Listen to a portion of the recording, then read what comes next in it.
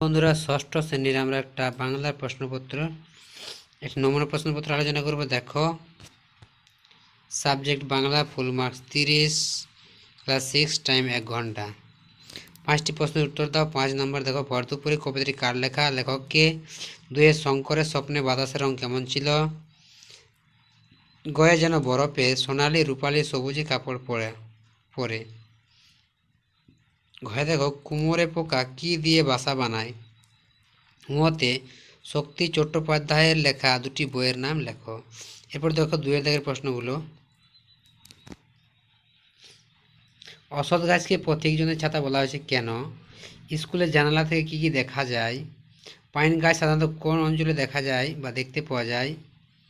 ভিজে ঘাসের উপর আমাকে যেতেই হবে আবার, কবি ভিজে ঘাসের উপর যেতে চান কেন। মতে কুমোরে পোকা চেহারাটি কেমন ছিল। তারপর দেখো, নিজের ভাষায় উত্তর দাও। 5টি, 5 গুণ 2 = 10 নম্বর।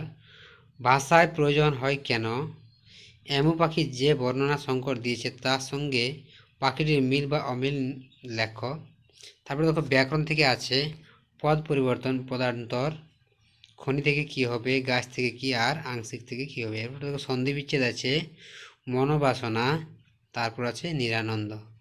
তো এইগুলো একটু ভালোভাবে প্র্যাকটিস করবে।